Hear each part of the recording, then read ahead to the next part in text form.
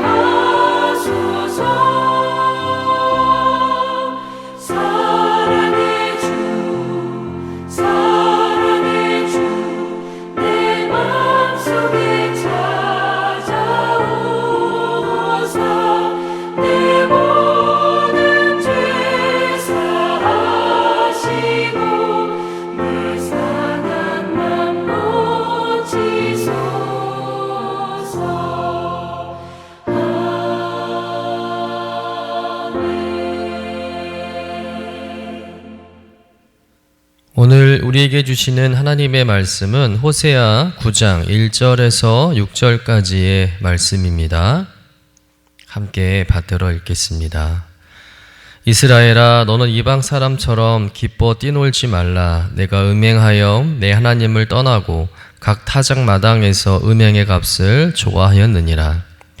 타작 마당이나 술틀이 그들을 기르지 못할 것이며 새 포도주도 떨어질 것이요, 그들은 여호와의 땅에 거주하지 못하며 에브라임은 애굽으로 다시 가고 아수르에서 더러운 것을 먹을 것이니라. 그들은 여호와께 포도주를 부어 드리지 못하며 여호와께서 기뻐하시는 바도 되지 못할 것이라. 그들의 재물은 애곡하는 자의 떡과 같아서 그것을 먹는 자는 더러워지나니 그들의 떡은 자기의 먹기에만 소용될 뿐이라. 여호와의 집에 드릴 것이 아님이니라. 너희는 명절날과 여호와의 절기의 날에 무엇을 하겠느냐? 보라, 그들이 멸망을 피하여 갈지라도 애굽은 그들을 모으고 노브는 그들을 장사하리니 그들의 은은 귀한 것이나 찔레가 덮을 것이요, 그들의 장막 안에는 가시덩굴이 퍼지리라. 이는 하나님의 말씀입니다. 아멘. 호세아서는 북이스라엘 향한 하나님의 심판과 회복을 선포하는 9편의 설교로 구성되어 있습니다. 오늘 본문 9장은 5번째 설교에 해당되는 말씀으로, 특별히 오늘의 메시지는 하나님의 사랑과 은혜를 배반하고 우상을 숭배한 패역한 죄에 대한 심판과 또 책망을 말씀하고 있습니다. 그리고 본문에서 가장 강조하는 것은 뭐냐면, 하나님은 북이스라엘에게 풍성한 복을 주셔서 잘 살게 해주셨는데 그러한 풍성한 축복이 하나님으로부터 온 것이 아니라 우상들이 주었다고 착각하고 기뻐하고 있다는 겁니다.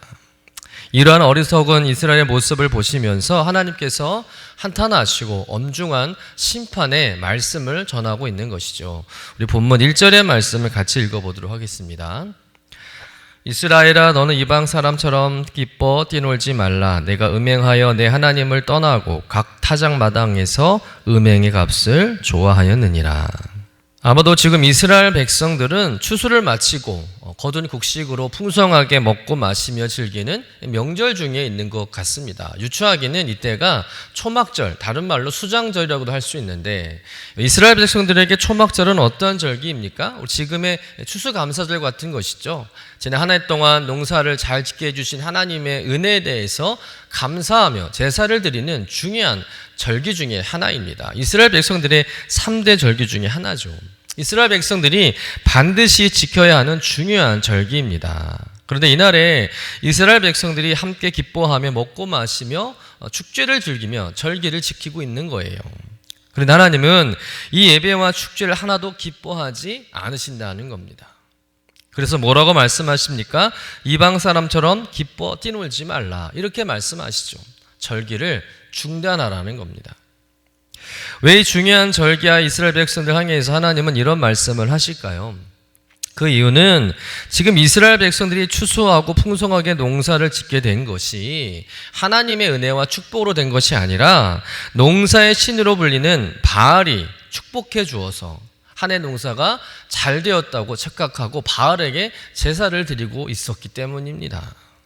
사실은 하나님께서 복을 주셔서 잘 된 것인데 자신들이 바알을 열심히 믿어서 바알이 자신들을 잘 살게 해준 거로 믿었다는 거예요.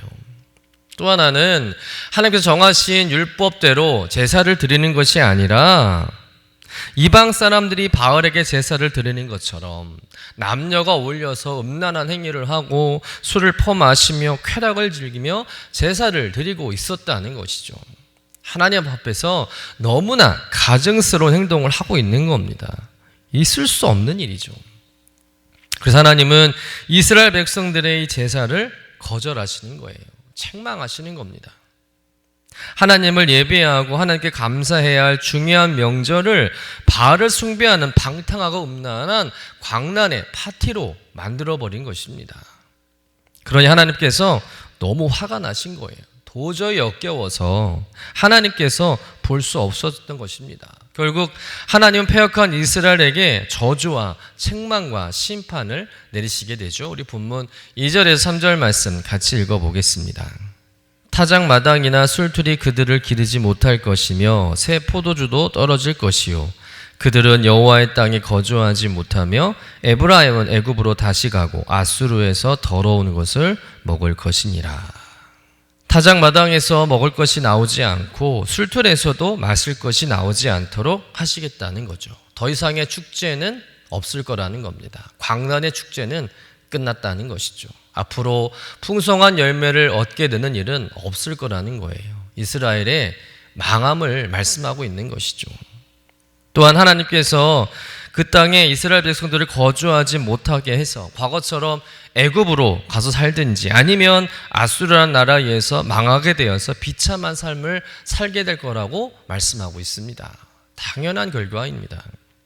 하나님께서 이스라엘 백성들을 복 주셔서 약속의 땅 가나안 땅을 주시고 그 땅에서 하나님을 예배하며 거룩하게 살라고 하셨는데 그 땅에서 되려 이들이 우상을 섬기며 우상 앞에 제사를 드림으로 인해 그 땅을 더러운 땅으로 만들어 버린 거예요. 결국 그들은 그 땅에 살 자격이 없어진 것이죠. 하나님은 그들을 그 땅에서 쫓아내십니다. 받은 복을 스스로 차버리는 격이 된 것입니다. 여러분, 우리들도 잘못된 신앙생활을 하며 하나님께서 주신 축복을 걷어차는 일이 일어날 수도 있는 거예요. 아무리 하나님께서 우리에게 좋은 것을 베풀어 주셨어도 우리가 그것을 잘 지켜내지 못하면 한순간 빼앗기고 잃어버리게 된다는 것입니다. 여러분, 하나님의 복을 가져오는 인생이 있고 주신 복도 빼앗기는 인생이 있습니다. 여러분은 어떤 인생이 되고 싶습니까? 하나님께서 나에게 주신 복을 잘 지켜내는 인생 되시기를 간절히 축원합니다. 복의 지경이 점점점 넓혀지는 인생 되시기를 주님의 이름으로 간절히 축원합니다.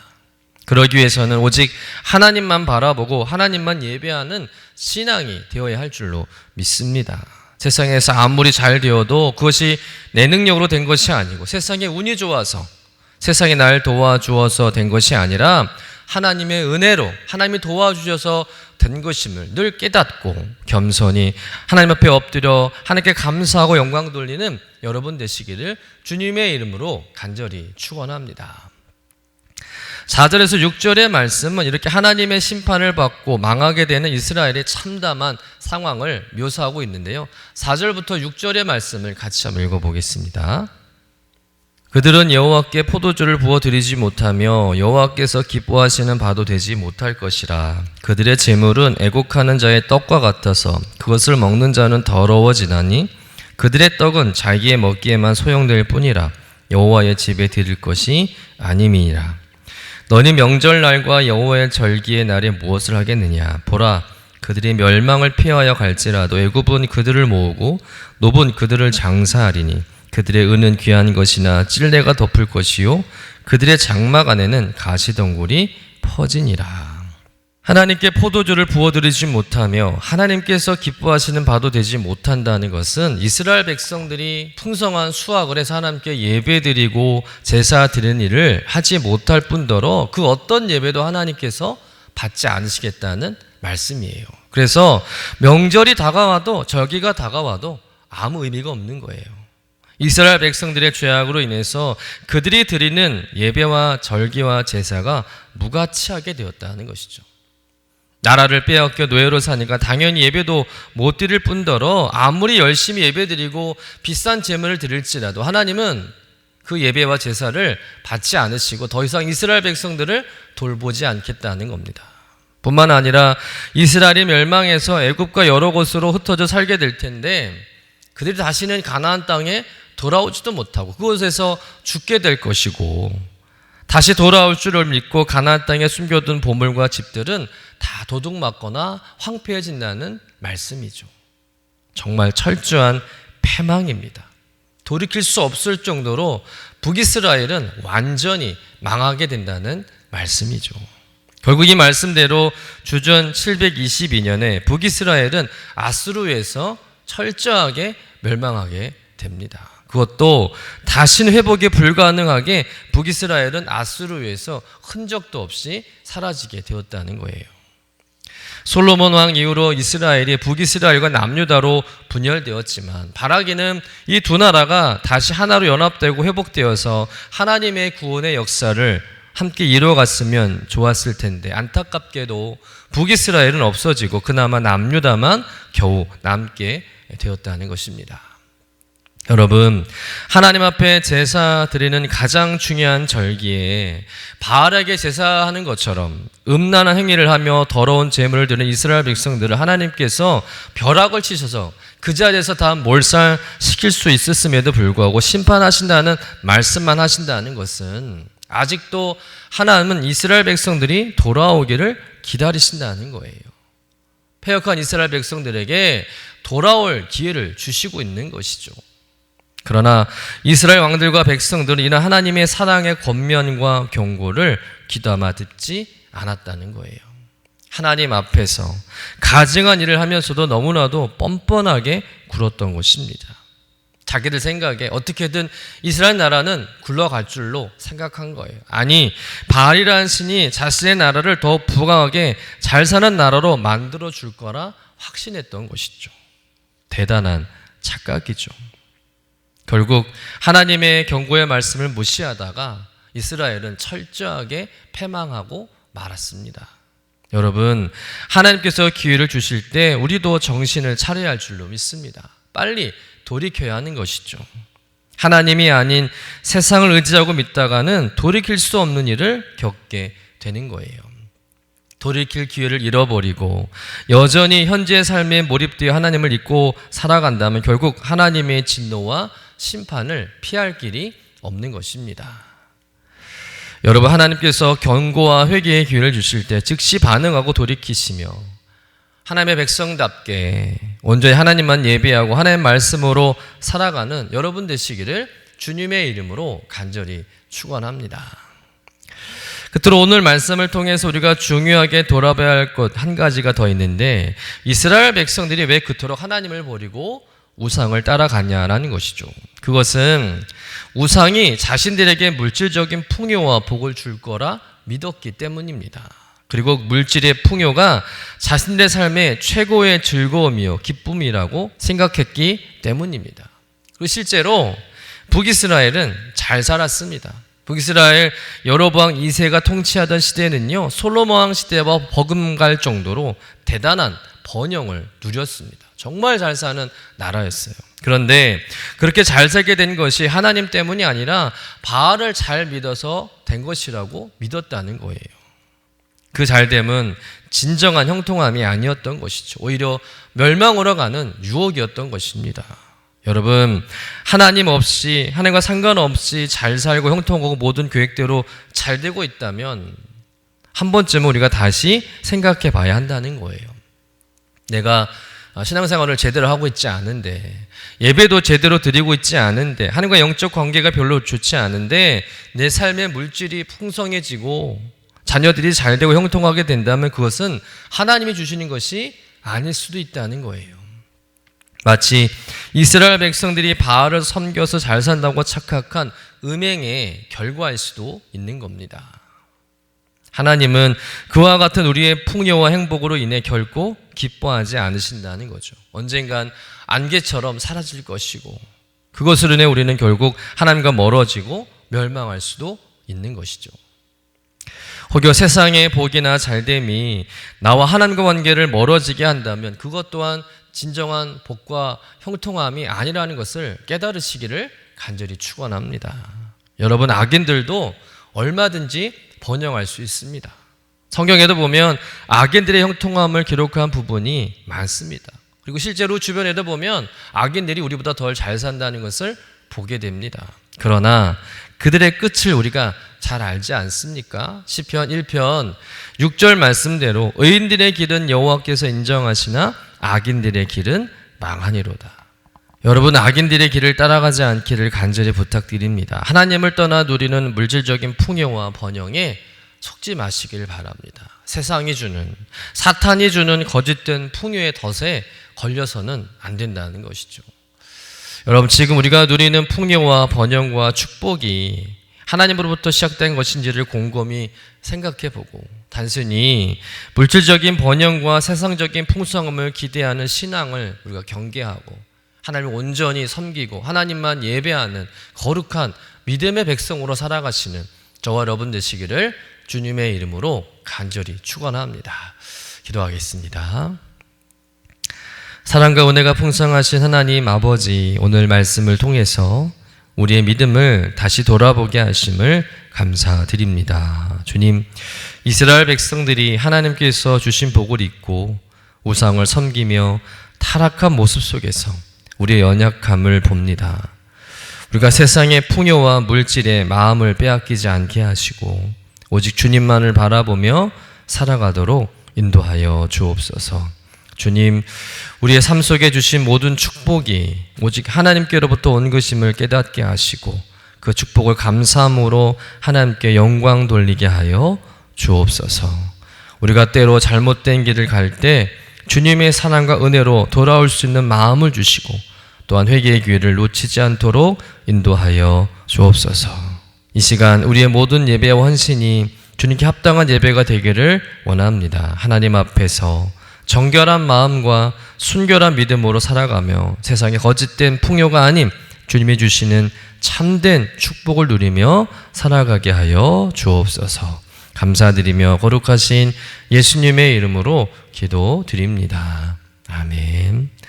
하늘에 계신 우리 아버지여, 이름이 거룩히 여김을 받으시오며 나라가 임하시오며 뜻이 하늘에서 이루어진 것 같이 땅에서도 이루어지이다. 오늘 우리에게 일용할 양식을 주시옵고 우리가 우리에게 죄 지은 자를 사하여 준 것 같이 우리 죄를 사하여 주시옵고 우리를 시험에 들게 하지 마시옵고 다만 악에서 구하시옵소서. 나라와 권세와 영광이 아버지께 영원히 있사옵나이다. 아멘.